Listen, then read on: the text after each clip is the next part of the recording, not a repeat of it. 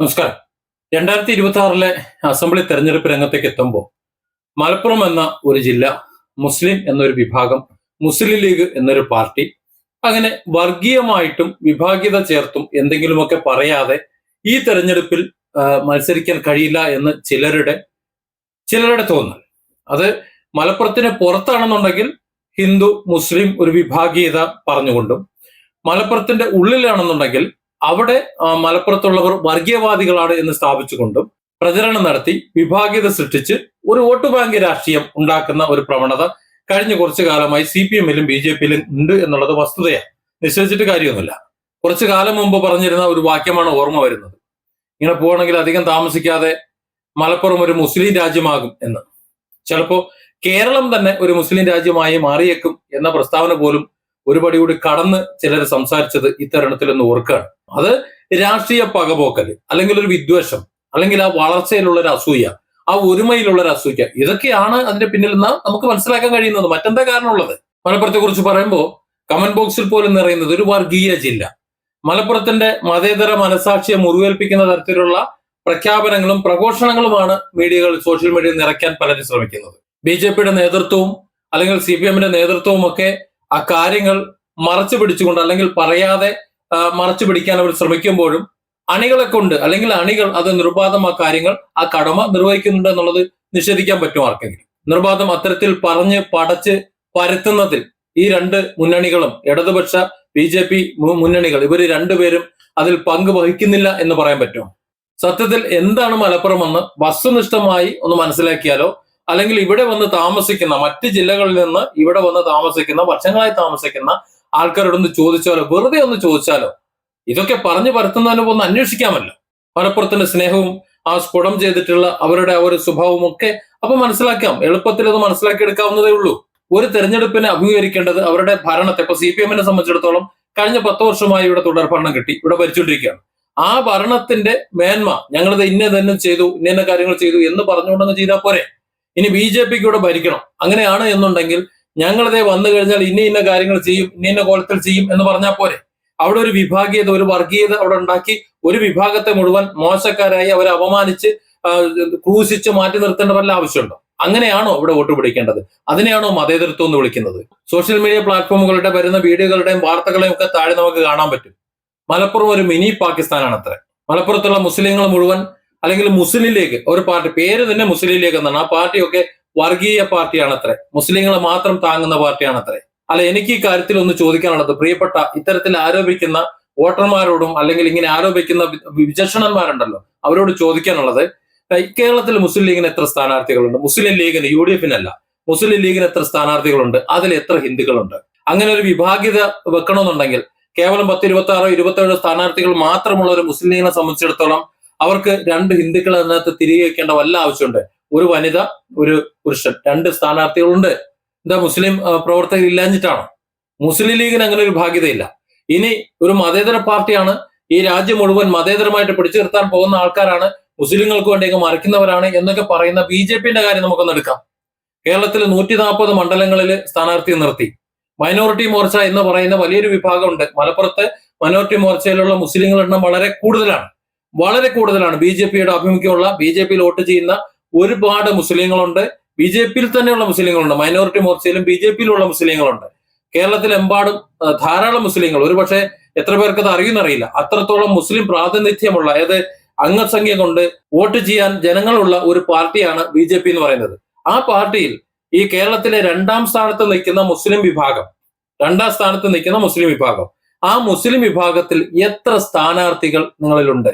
അതായത് BJP-യുടെ 140 കാൻഡിഡേറ്റുകളിൽ ഒരാളെങ്കിലും മുസ്ലിം ഉണ്ടോ?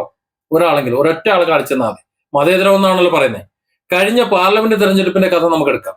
കഴിഞ്ഞ പാർലമെന്റ് തെരഞ്ഞെടുപ്പിൽ ഇന്ത്യ ഒട്ടാകെ എടുക്കുകയാണെങ്കിൽ എത്ര സീറ്റ് ഉണ്ടാവും എന്നറിയാലോ? ഒരേ ഒരാളാണ് ഉണ്ടായിരുന്നത് മലപ്പുറത്ത്.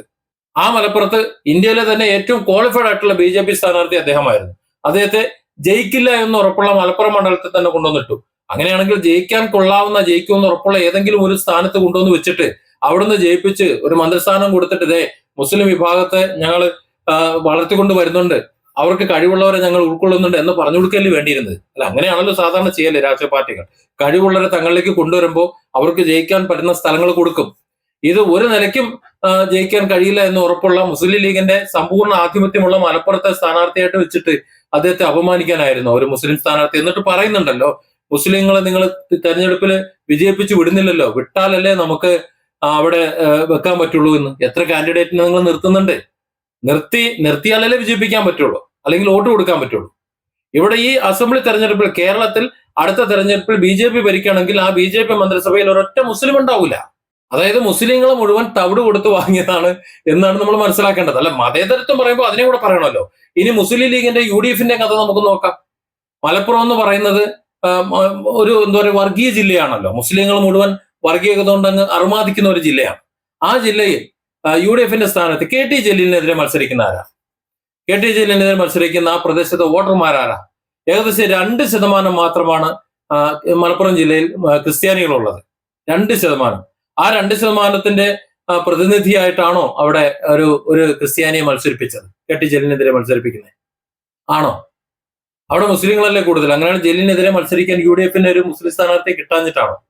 അതായത് UDF ഇനി അതല്ലെങ്കിൽ മലപ്പുറം ജില്ലയെ സംബന്ധിച്ചിടത്തോളം മുസ്ലിം ലീഗിനോ ആരാണ് മറുവശത്ത്, ഏത് മതക്കാരനാണ് എന്നുള്ളതല്ല. അവിടെ കഴിവുള്ള ആരാണ്, അവിടെ ആര് വന്നാലാണ് അവിടെ നന്നാകുക, അത് മാത്രമേ നോക്കുള്ളൂ. ആ ഒരു നോട്ടം നോക്കുമ്പോൾ അതിൽ ജാതിയും മതവും വർഗവും വർണ്ണവും ഭാഷയും ഒന്നും അവിടെ വരുന്നില്ല. ഇപ്പൊ കഴിഞ്ഞ ദിവസം BJP സംസ്ഥാന ഉപാധ്യക്ഷൻ ഗുരുവായൂരിൽ വെച്ച് ഒരു ഡയലോഗ് അടിക്കുന്നത് നമ്മൾ കേട്ടതാണ്. ഒരു വിവാദമായ ഒരു ഡയലോഗ്. അതായത് 10-50 വർഷമായിട്ട് അവിടെ ഒരു ഹിന്ദു MLA ഉണ്ടായില്ല. ഒരു MLA ഉണ്ടാകുന്നത് എന്തിനാ? ക്ഷേത്രം ഭരിക്കാനാ? അതോ ഒരു മണ്ഡലം കൈകാര്യം ചെയ്യാൻ വേണ്ടിയിട്ടാണോ? അവിടെ ജാതി മതം ഇതിന്റെ അടിസ്ഥാനത്തിൽ കൈകാര്യം ചെയ്യാൻ വേണ്ടിയിട്ടാണോ? അങ്ങനെയാണെങ്കിൽ ഒരു മറുചോദ്യം അവിടെയും ചോദിക്കാനുണ്ട്. പൊന്നാനി എന്ന് പറയുന്നത് മുസ്ലിങ്ങളുടെ 2ാം മക്ക എന്നാണ് അറിയപ്പെടുന്നത്. മുസ്ലിങ്ങളുടെ 2ാമത്തെ മക്ക കഴിഞ്ഞാൽ ഇവിടെ കേരളത്തിൽ നോക്കുകയാണെങ്കിൽ പൊന്നാനി പോയി മുസ്ലിമാന്ന് പറയുമല്ലോ, അല്ലെ?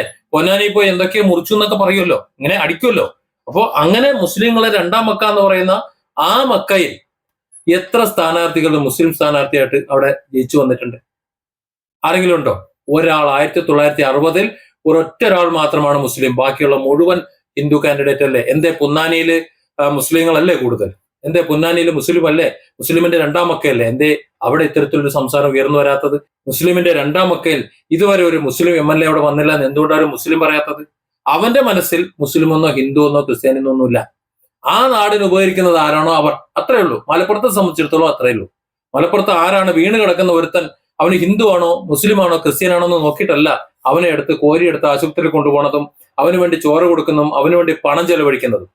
കാര്യങ്ങൾ നടക്കട്ടെ എന്നതാണ് അവിടുത്തെ ഒരു പ്രാധാന്യം എന്ന് പറഞ്ഞാൽ. ജീവന് വില കൊടുക്കുന്ന, അവർക്കൊരു പ്രാണന് വാല്യൂ കൊടുക്കുന്ന ഒരു ജില്ലയെ അല്ലെങ്കിൽ ഒരു വിഭാഗത്തെയാണ് ഇത്തരത്തിൽ വർഗീയമായി ആക്ഷേപിക്കുന്നത്, അപമാനിക്കുന്നത് എന്ന് ഓർക്കണം. അതും ഈ തെരഞ്ഞെടുപ്പ് കാലത്ത്.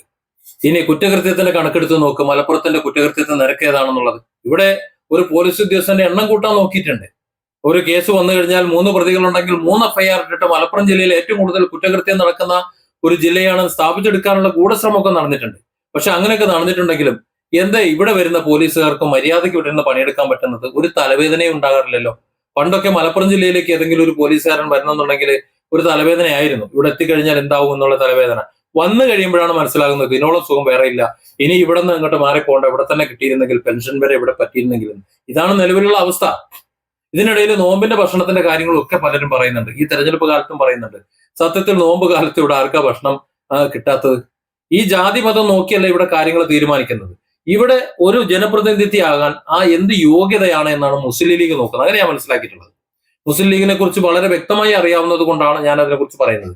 മുസ്ലിം ലീഗ് ഇവിടെ നോക്കുന്നത് എന്താണ്, ആരാണ്, ഒരു അപരവൽക്കരണമില്ല, അല്ലെങ്കിൽ നീ ഇന്ന പാർട്ടിയാണ്, അങ്ങനെ നിൽക്കുന്ന ഒരു പരിപാടിയൊന്നുമില്ല. കൂട്ടിച്ചേർത്ത് പിടിക്കുന്ന ഒരു രീതി. ഇപ്പൊ സന്ദീപ് വാര്യരുടെ കാര്യം നമുക്ക് ആലോചിച്ച് നോക്ക്. മറുഭാഗത്ത് BJP പാളയത്തിൽ ഇരുന്നപ്പോൾ എന്തെല്ലാം പറഞ്ഞതാണ്. അദ്ദേഹത്തിന്റെ ആ ഒരു വഴി മനസ്സിലായിട്ടുണ്ടെങ്കിൽ പിന്നീട് ആ വഴിയിൽ ഒന്ന് കൈ പിടിച്ചയാളെ ചേർത്ത് നിർത്തേണ്ട ഉത്തരവാദിത്വം ഇപ്പുറത്തെ മുസ്ലിം ലീഗിനുള്ളത് കൊണ്ടാണ്, അല്ലെങ്കിൽ ഇവിടുത്തെ മുസ്ലിങ്ങൾക്കുള്ളത് കൊണ്ടാണ് പാണക്കാട് അദ്ദേഹത്തിന് ഹൃദ്യമായ വരവേൽപ്പ് ലഭിച്ചത്. അല്ലാതെ പണ്ടെന്തോ പറഞ്ഞു അല്ലെങ്കിൽ അന്നെന്തോ പറഞ്ഞു എന്ന് പറഞ്ഞുകൊണ്ട് ആട്ടി നിർത്തിയിട്ടൊന്നുമില്ല. അതായത് എല്ലാവരെയും കൂട്ടിച്ചേർത്ത് നിർത്തുന്ന, മതേതരത്വം തുളുമ്പുന്ന, സാഹോദര്യം തുളുമ്പുന്ന ഒരു ജില്ലയാണ് മലപ്പുറം എന്ന് പറയുന്നത്. ഈ ജില്ലയാണ് സത്യത്തിൽ മറ്റു ജില്ലകൾക്ക് മാതൃകയാകേണ്ടത്. അങ്ങനെ മാതൃകയാകേണ്ട ഒരു ജില്ലയെ കുറിച്ചാണ് ഇത്തരത്തിൽ അപവാദം പറഞ്ഞുകൊണ്ട്, വർഗീയവൽക്കരിച്ചുകൊണ്ട് അപമാനിച്ച് മാറ്റി നിർത്താൻ ശ്രമിക്കുന്നത്. ഇനി എനിക്കിതെങ്ങനെ പറയാൻ സാധിക്കുന്നുവെന്ന്, എന്റെ ജന്മദേശം കൊല്ലമാണ്. അവിടെ നിന്ന് തൃശ്ശൂർ, എറണാകുളം ജില്ലകളിൽ കുറച്ചു കാലം കുറെ ജോലികളൊക്കെ നോക്കിയിരുന്നു. അതിനുശേഷം മലപ്പുറം ജില്ലയിലെത്തി. ഇപ്പൊ മലപ്പുറം ജില്ലയിൽ കൊണ്ടോട്ടിക്കടുത്ത് എയർ നഗറിൽ ഞാൻ താമസിക്കുന്നു. ഏതാണ്ട് ഒരു 10-30 വർഷമായിട്ട് ഞാൻ മലപ്പുറത്തുണ്ട്.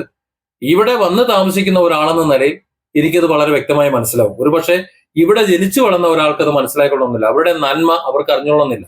BJP-യുടെ ഉപാധ്യക്ഷൻ കഴിഞ്ഞ ദിവസം ഗുരുവായൂരിൽ സംസാരിച്ച ആ സംസാരത്തിന് മറുപടിയായി കേരളത്തിലെ ഒരൊറ്റ മുസ്ലിം പോലും സംസാരിച്ചിട്ടില്ല. അദ്ദേഹം പറഞ്ഞത് ഗുരുവായൂർ ആ ക്ഷേത്രവുമായി ബന്ധപ്പെട്ടിട്ട് ആ ക്ഷേത്രകാര്യങ്ങൾ നോക്കാനാണ് MLA എന്നതിനെക്കുറിച്ച് അദ്ദേഹം തെറ്റിദ്ധരിച്ചിട്ടുണ്ടാക്കുക. ആ ഒരു MLA ആയിട്ട് ഒരു ഹിന്ദു വരണം എന്ന് അദ്ദേഹം പറയുമ്പോൾ കേരളത്തിലെ 2ാം സ്ഥാനത്തുള്ള, അതായത് ജാതീയമായിട്ട് ചിന്തിക്കുകയാണെങ്കിൽ 2ാം സ്ഥാനത്ത് നിൽക്കുന്ന മുസ്ലിം വിഭാഗത്തിൽ നിന്ന്, അതും കേരളത്തിലെ BJP-യുടെ മൈനോറിറ്റി മോർച്ചയുടെ ഒക്കെ എണ്ണം എടുത്ത് നോക്കുകയാണെങ്കിൽ, എണ്ണം ശരാശരി നോക്കുകയാണെങ്കിൽ അതിലുള്ളതിന്റെ പകുതി പോലും ഇവിടുത്തെ ക്രിസ്ത്യാനികളില്ല. അത്ര ക്രിസ്ത്യാനികൾ ഇല്ലാത്ത ആ ഒരു അവസരത്തിൽ അതിൽ നിന്ന് 6-7 പേരെ സ്ഥാനാർത്ഥിയായിട്ട് നിർത്തുമ്പോൾ ഒരാളെ പോലും മുസ്ലിം സ്ഥാനാർത്ഥിയായിട്ട് നിങ്ങൾ വെച്ചിട്ടില്ല എന്ന് പറഞ്ഞുകൊണ്ട് ആരും പരാതിയും പറഞ്ഞിട്ടില്ല. മുസ്ലിങ്ങളെ വർഗീയവാദികളെ ചിത്രീകരിച്ചുകൊണ്ട് മാറ്റി നിർത്തിയതാണെന്നും പരാതി പറഞ്ഞില്ല. അങ്ങനെ യാതൊരു ആരോപണം പറഞ്ഞില്ല. അതിനിവിടെ മുസ്ലിങ്ങൾക്കോ മുസ്ലിം ലീഗിനോ സമയവുമില്ല. ഇതാണ് എന്റെ വസ്തുത. നിങ്ങൾക്ക് താല്പര്യം ഉണ്ടെങ്കിൽ ചെയ്താൽ മതി, അത്രയേ ഉള്ളൂ. വെച്ചാൽ സന്തോഷം, ഇല്ലെങ്കിൽ അതും സന്തോഷം. ഏതായാലും കയറി വന്നു കഴിഞ്ഞാൽ നമുക്ക് നല്ലൊരു ഭരണം കിട്ടിയാൽ മതി, അത്രയേ ഉള്ളൂ. അല്ലാതെ അധികാരമോഹം ആ ഒരു കൊതി ഇവിടെ ഇല്ല. അങ്ങനെ ഒരു കൊതി ഇല്ലാത്തത് കൊണ്ടാണ് മുസ്ലിം ലീഗിന് ആകെ എത്ര സീറ്റ് ഉണ്ടെന്ന് അറിയാലോ?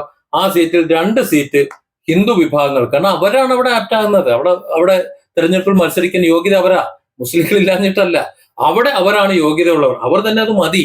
അതിൽ ജാതി, മതം, വർണ്ണം, ഭാഷ അതൊന്നും അതിൽ ബാധകമാകാൻ പാടില്ല എന്നവർ ഉറച്ചു വിശ്വസിക്കുന്നത് കൊണ്ടാണ് അത്തരത്തിൽ തീരുമാനമെടുക്കുന്നത്. മലപ്പുറത്തിന്റെ ഒരു പോളിസി എന്ന് പറഞ്ഞാൽ ഇവിടെ അമ്പലമുണ്ട്, പള്ളിയുണ്ട്, അമ്പലവും പള്ളിക്കും ഒരു മുറ്റമായിട്ടുണ്ട്. അവർ ഏകോദര സഹോദരന്മാരെ പോലെ ജീവിക്കുന്ന കുറെ ആൾക്കാരുണ്ട്.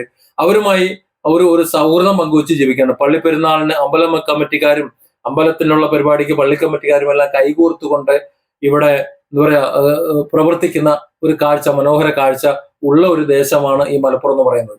എങ്ങനെയൊക്കെ ചർച്ച നടത്തിയാലും, എങ്ങനെയൊക്കെ ചാനൽ ചർച്ച നടത്തിയാലും, എന്തൊക്കെ അപവാദങ്ങൾ പ്രചരിപ്പിച്ചു കഴിഞ്ഞാലും ഈ ജനങ്ങളെ, മലപ്പുറത്തെ ജനങ്ങളെ ജാതിയുടെയോ രാഷ്ട്രീയത്തിന്റെയോ മതത്തിന്റെയോ മറ്റു വർണ്ണത്തിന്റെയോ പേരിൽ അവരുടെ തമ്മിലുള്ള സൗഹൃദം അത് അകറ്റി നിർത്താമെന്ന് ആരും വ്യാമോഹിക്കേണ്ട.